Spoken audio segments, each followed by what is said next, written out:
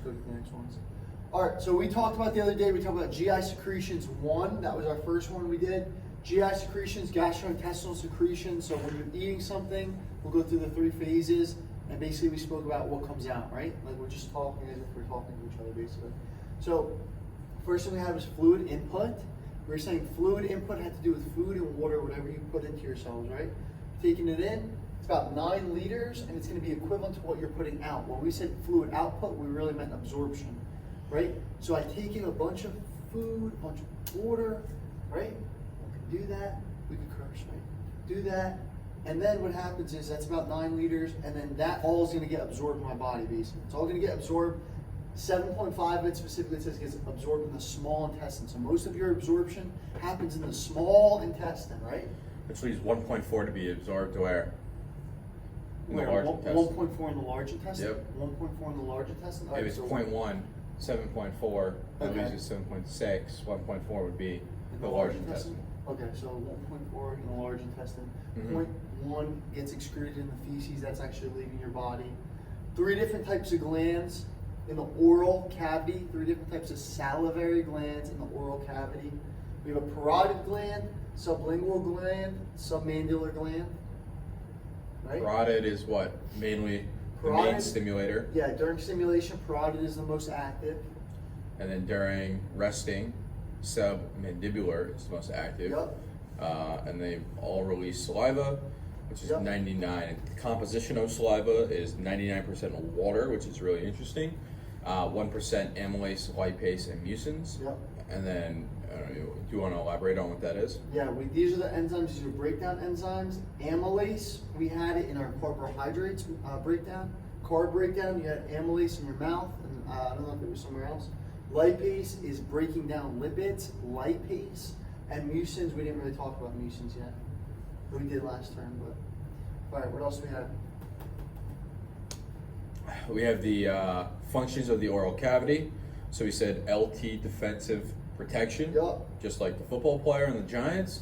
So L stands for lubrication, T is for taste, defensive, D is digestive, and then protection, P is protection. Okay. So that's all the functions of the oral cavity right there. Here we have, this is the actual salivary gland that we drew, right? This is the saliva gland right here. Nice looking picture, saliva gland, right? You have different parts of it. You have the acinus, you have ductal cells, intercalated duct and striated duct, and you have your excretory duct where things are going to leave. Anything that stays in here, anything that stays in this duct is going to be in your actual saliva. Anything that leaves is going to get reabsorbed into your body. The very first part, the acinus, right, which is this nice little picture right here, it's going to have leaky cells. And what that does is it allows different ions to come in. Specifically, the ions, we have sodium, chloride, potassium, bicarbonate, and then water's in there as well. This portion is isotonic. Isotonic because it has leaky channels. And also we noted that there's serous cells with zymogen granules on the outside of it. Zymogens we know are basically inactive. When they get released to wherever they have to go, they'll become active and do what they have to do. That's in the acinus. Intercalated cells right here, or the intercalated duct and the striated duct, these are your ductal cells. You have 2 different things going on, channels. You have a sodium potassium ATPase, and we have a bicarb anion exchanger. Also, water is impermeable in the salivary duct, right? Water is impermeable in the salivary duct, and that probably makes sense up here because saliva is 99% water. So it wouldn't make any sense for it to be permeable and for water to go back. No, it's 99% water, it's all staying in there. Right? Exactly, that's why it's hypotonic solution. Yeah. Because it's not leaving, it's impermeable to leave and be reabsorbed to wherever it needs to be. Yeah, exactly. That's why it has to be secreted. Like you said, 99% water, that would make sense why water is not able to leave the cell at this point. Yeah, water's not going to leave. Has to be secreted. Has to be secreted. Has to be secreted. Now it's a hypotonic solution. There's more water in And the interesting thing is, it wanted to leave because it wants to follow the salt. Yeah. That's the NaCl. So it attempts to leave, but it's unable to. Interesting. And that makes sense too if you look back up here, 99% water, 1% enzymes, it's obviously hypotonic, right?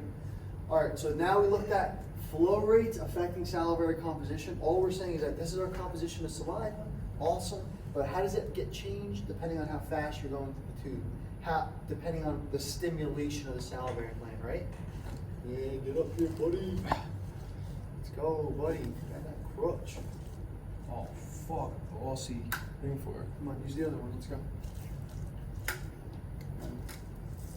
Let's go through this. There you go. Let's go, boots. Move this down. Let's go. All right. Flow rate affecting salivary composition. If it's fucking faster or if it's slower. Why would it be faster or slower? Maybe because of stimulation, right? This guy's going faster. What happens during a high flow rate from the salivary gland? What happens during a high flow rate? All right, so to start, just to review the flow rate, to Yep. actually make sense of it, you have a high flow rate versus a low flow rate. Yep. At a high flow rate, you have a high tonicity, right? You have a decreased transit time. You have a decreased reabsorption of NaCl, and you have a decreased secretion of potassium. Yep. At a low flow rate, you should have a higher transit time. It would take longer to go through the salivary glands or the intercalated and striated ducts to lead to the excretory duct. It will increase the reabsorption of sodium and calcium, Yep. and it will increase the secretion of potassium. It's working well. And so what that means is really that based on how you're flowing, at the rate of the flow, there's different ways you can either reabsorb or secrete.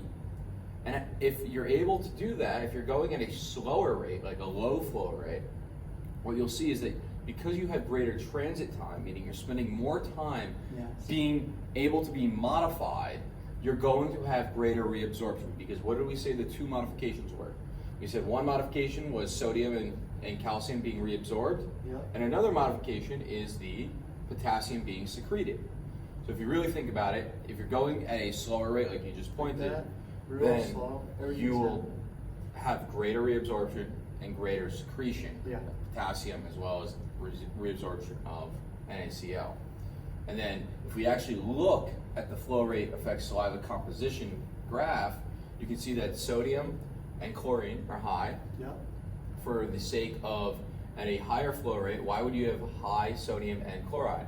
Because this is talking about on the y-axis is concentration of saliva. So it's basically saying what's in the saliva. Perfect. So it means it left or didn't leave. It did not leave if it's in the saliva. So did it have a decrease or increased reabsorption? So at as that far as point? reabsorption goes, right? Reabsorption means it's going back into the body. Yep. So if it's still in the saliva, it would be decreased reabsorption. Perfect. So that's why you would see a high NaCl. Yep. Decreased reabsorption of NaCl. Yep. High flow rate. Okay, it's in the saliva. Perfect. And then why do we see a decrease in potassium secretion at a higher flow rate? Decreased potassium secretion at a higher flow rate, because at a higher flow rate you're moving quicker through the tube. Nothing's or it's not working as efficiently. That does not allow the sodium to leave, which does not allow the potassium to come in, get secreted. Perfect. So then you see a high bicarb. This is the only one that's really interesting, is that you see a high bicarb, Yeah. right, at a higher flow rate. So you're thinking, why would you see a higher bicarb levels as you're flowing through, regardless? Because we said that you wouldn't have as much secretion going on. You'd have a decreased secretion, but Yeah. why would bicarb be coming through? And I think it would have to do with the fact that if bicarb was sitting outside and being reabsorbed, right, you have the chlorine ions that are outside the cell Yep. that would push the negatively charged bicarb into Mhm. the cell. Okay. That makes sense. So maybe take note of that right there. This is our example. This is exactly how Jared broke it down, talking about the two train system. One being the local train, which is a low flow rate because the local train has to go super slow, goes a lot slower, and that's going to allow different stops to happen, right? You said you have more stop. You have a stop here, stop Yep. there, stop here, stop there. So this is a local train. You're going from, if I was going from where I live in New York to the city, Yep. right, and you take the local train, it would take 1 hour. Yeah. If I took the express, it would take 30 minutes. Yeah. So if I take that local train, I make many stops, right, on the way. Although my transit time is increased. I have an increased transit time because I have a low flow rate. We're going very slow. So it's a higher transit time. It took me an hour versus 30 minutes. Yep. You have more stops, which allows for what? More More reabsorption, reabsorption, more secretion. And versus the express is very quick. It takes 30 minutes. I have a decreased transit time. There's less time for me to modify my passengers on train, meaning we cannot reabsorb as much and we cannot secrete as much. Okay, that's that. I think next we either jumped here or we jumped here. I think here. Okay, so regulation of salivary products. Yeah, that makes sense. So we basically just spoke about how fast it flows, right? We said it probably has to do with the fact stimulation from the central nervous system. But how is it actually regulated, right?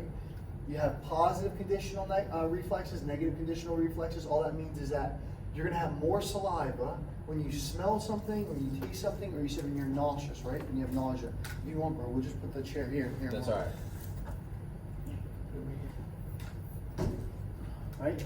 So when you smell something, right? Sometimes you smell good food and you start salivating. Okay, perfect. When you taste something, you start salivating. Sometimes when you're nauseous, you said the other day, you start salivating a little bit. That is going to have a positive impact on the salivary nucleus in the central nervous system, which is going to go ahead and stimulate the parasympathetic nervous system, right? Mm-hmm. To activate the salivary gland by acetylcholine. What is VIP? VIP was like vaso something. Induce something, yeah. Okay, so something acetylcholine, VIP, or substance P.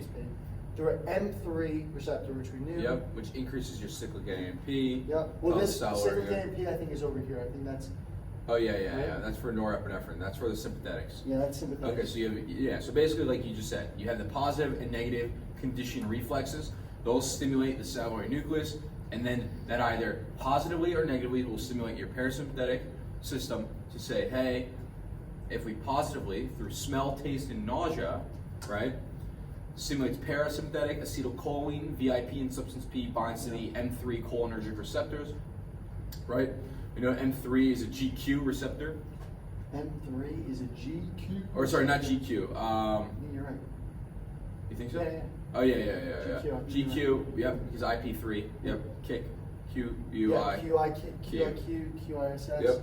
Right. So then you have sympathetics, which is beta-adrenergic receptor, norepinephrine, increased cyclic AMP, and these both cause increased secretion, increased vasodilation, and increased myoepithelial contraction from the muscles. From the muscles. And then these are just negative conditional reflexes on saliva. If you're sleeping, you're not salivating. You're not supposed to be. If you're scared, you're not salivating. Fatigue, dehydration. Obviously, if you're dehydrated, you should not be salivating. Doesn't make sense. All right, what do we got over here? Because what's one of the roles of saliva? Like if you're saliva, what's one of the functions of your digestive, right? If you're running from a bear, you're not digesting food. No, you're shutting off. So that's why you would negatively condition reflex for fear, right? And stimulate, hey, don't send acetylcholine, VIP, and substance P to stimulate my salivary gland. Yeah, it would say, hey, because we're not trying to digest. I'm not digesting anything. Exactly. Okay. All right, gastric secretions. Let's see what it says. Now we're entering the stomach. We're talking about the gastric secretions rather than the saliva, which we've been talking about. Ooh, made a little pit stop to the stomach. So now, when you look at similar idea as what we talked about before with the flow rate of the saliva, we're going to look at the flow rate or the secretion rate now within the stomach. Yeah, and this is interesting because on the other one, when we get to the pancreas, we broke it down so well, and we didn't break it down to the same level at these gastric cells. But what we did know is that at a high flow rate, or rather at a high secretory rate, we were talking about the difference between basically baseline stimulation, like baseline secreting cells, right?